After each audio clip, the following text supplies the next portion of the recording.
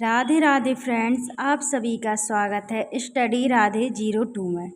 तो आज हम सीखने वाले हैं घातांक के नियम। घातांक के कुछ इम्पोर्टेंट्स सवाल हम सीखेंगे इस वीडियोस में। तो हम बिल्कुल भी अपने इसमें सूत्र का प्रयोग नहीं करेंगे, हम डायरेक्ट अपने बिगर सूत्र के हम इन सवालों को सॉल्व करेंगे। तो इन सवालों को हम कैसे सॉल्व करते हैं, बहुत ही आसानी से हम सीखने वाले हैं। तो इसमें हमें क्या करना है, घातांक के नियम हमें बहुत ही आसानी से समझ में आएगा। आप लोग लास्ट तक बने रहिएगा। अगर आपने अभी हमारा चैनल सब्सक्राइब नहीं किया है तो पहले सब्सक्राइब कर लें। चलिए चलते हैं अपने पहले सवाल की ओर। सवाल है हमारा 5 स्क्वायर। तो क्या करना होता है, अगर हमारा डायरेक्ट 5 स्क्वायर लिखा है तो हमें कुछ नहीं करना होता है, डायरेक्ट इसका गुणा कर देना होता है।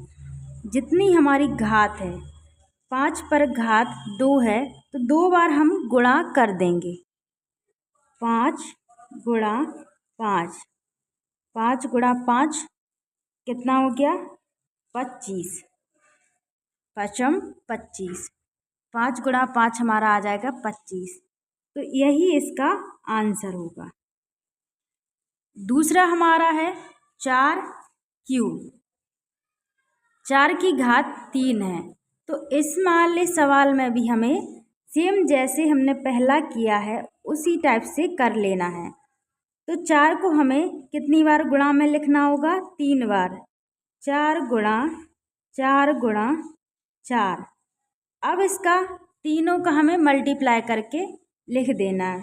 4 चौके 16, 16 चौके 64। तो 64 इसका आ जाएगा आंसर। अब हमारा क्या तीसरा सवाल है वो दिया हुआ है। कैसे है, 2 की घात 2 और घात की घात 3। तो हमारे यह सवाल दिया हुआ है तीसरा। क्या करना है, हमें जो 2 दिया है उसको लिखेंगे हम सीधे ऐसे ही।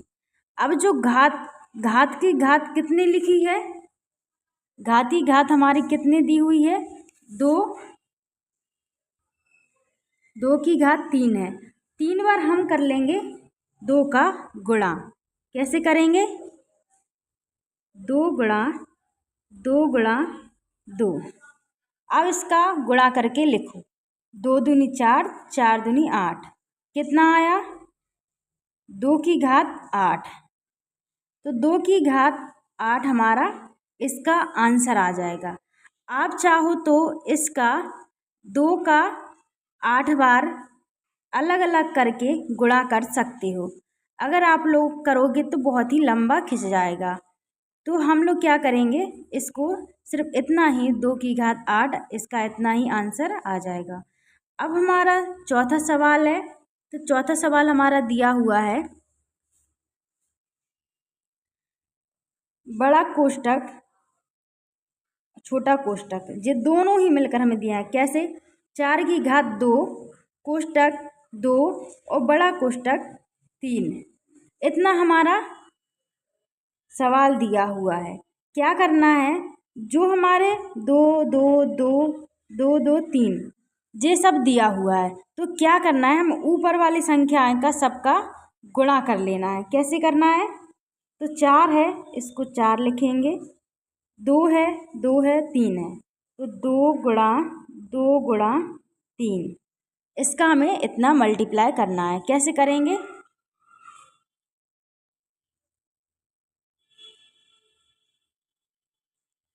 यहाँ पर इसका पूरा मल्टीप्लाई करो, 2 दूनी 4, 4 तिया 12, 4 की घात 12। आप चाहो तो 4 को 12 बार भी लिख सकते हो, लेकिन हम अगर 4 को 12 बार लिखेंगे तो उससे हमारा जो गुणा होगा वो बहुत ही लंबा चले जाएगा, जिससे ये लंबा सवाल जाएगा और हमें थोड़े मल्टीप्लाई करने में दिक्कत भी आएगी। तो हम इसको इतना ही अपना आंसर लिख देंगे और यही इसका आंसर हो जाएगा। अब हमारा पांचवा सवाल दिया है गुणा का। गुणा का हमारा पांचवा सवाल दिया है, तो कैसे करेंगे, 3 स्क्वायर गुणा 3 क्यूब, इसका इतना घात दिया हुआ है 3 की घात 2 गुणा 3 की घात 3। तो जो गुणा में होता है, गुणा में अगर आधार समान है हमारे तो गुणा में हमारी घातें जुड़ जाती हैं। आधार समान होने पर गुणा में घातें जुड़ जाती हैं। कैसे कि जुड़ेंगी? समान है इसलिए कॉमन आ जाएगा, 1 3 लिखेंगे और जो 2 ऊपर घात दी है और 3 दी है उसको हम जोड़ देंगे, 2 + 3 कितना हो जाएगा? 3 और 2 5, 3 की घात 5। तो इसका अगर आप चाहो तो 3 का 5 बार मल्टीप्लाई भी कर सकते हो, नहीं तो आप इतना ही इसका आंसर लिख सकते हैं। अब छठवां हमारा सवाल दिया हुआ है 7 की घात 4 गुणा 7 की घात 2, इसका इतना सवाल दिया है। क्या करना है? आधार हमारा इसमें समान है, समान होने पर हमारी घातें जुड़ जाती हैं। तो 7 कॉमन ले लेंगे और 4 + 2 ये जुड़ जाएंगे। तो 7 4 और 2 6। आप चाहो तो 7 को 6 बार भी लिख सकते हो और मल्टीप्लाई करके लिख सकते हैं। मल्टीप्लाई करेंगे तो ज़्यादा टाइम लग जाएगा, जिससे हम थोड़ी दिक्कत हो सकती है, और लेकिन अगर हम ऐसा लिखेंगे तो यही आंसर हो जाएगा। अब 7वां सवाल दिया है 8 की घात 5 गुणा 16 की घात 3, इसका हमारा इतना दिया हुआ है। तो आप लोगों को दिख रहा होगा कि हमारा जो आधार पहले समान आ रहा था, अब हमारा आधार असमान आ रहा है। तो असमान होने पर हम कैसे करेंगे?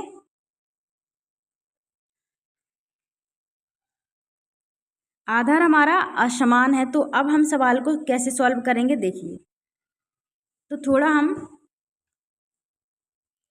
8 का हम गुणनखंड कर लेंगे और 16 का हम गुणनखंड कर लेंगे। तो गुणनखंड करने के लिए हम थोड़ा एक रफ ले लेंगे, तो करेंगे यहाँ पर कितने का? 8 का करो, 2 चौके 8, 2 दूनी 4, 2 एकम 2, कितनी बार आया है? 2 की घात 3। तो ए आ जाएगा हमारा 2 की घात 5। कितना आएगा? 8 का आ जाएगा 2 की घात 3 और कोष्टक 5 गुणा, अब 16 के गुणनखंड करो, 16 के हो जाएगा हमारा 2 अट्ठे 16, 2 चौके 8, 2 दूनी 4, 2 एकम 2, कितनी बार आया? 2 हमारा 4 बार आया।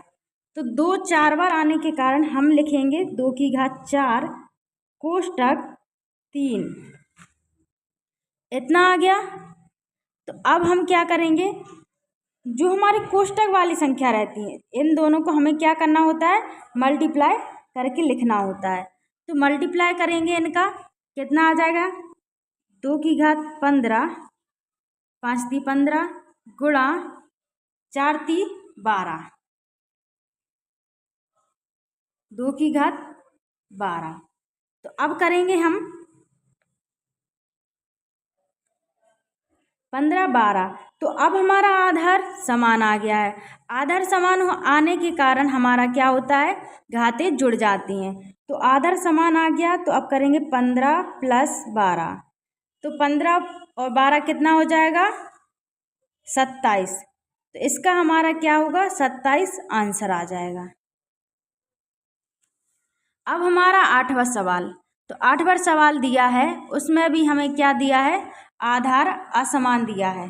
कैसा आधार असमान दिया हुआ है? तो अब हम 5 को तोड़ेंगे, 5 को तोड़ ही नहीं सकते हैं, तो 5 का हम 5 लिख देंगे।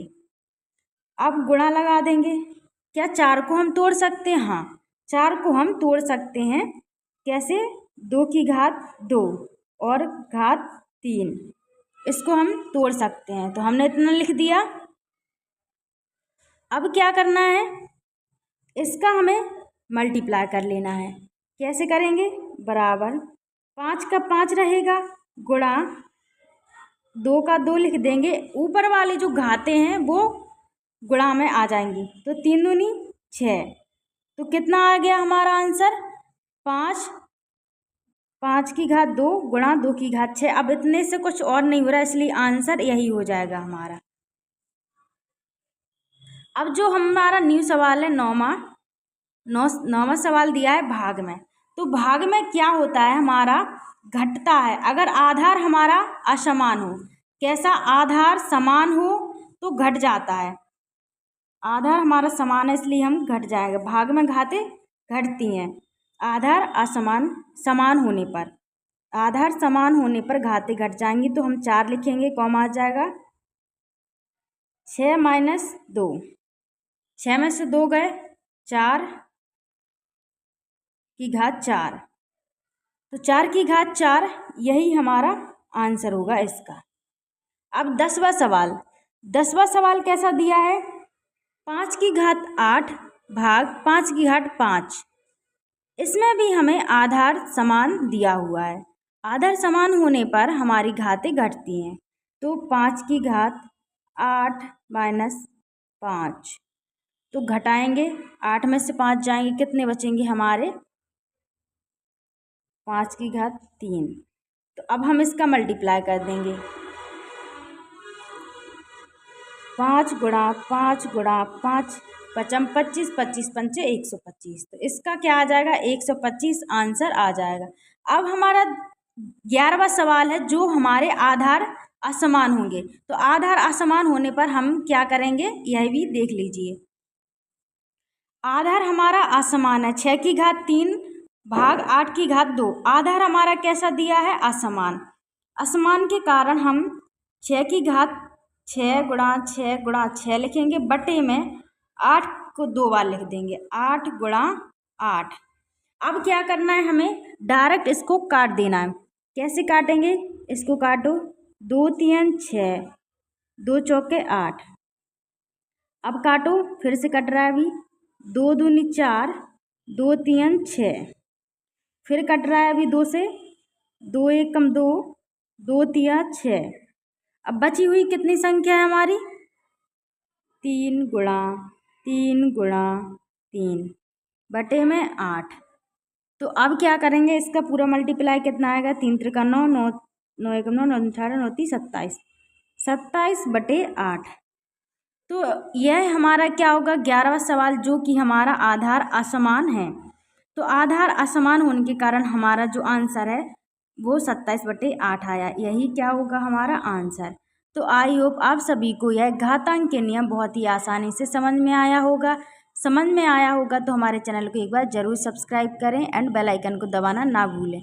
मिलते हैं आपके नेक्स्ट वीडियो में, तब तक के लिए bye bye and Radhe Radhe.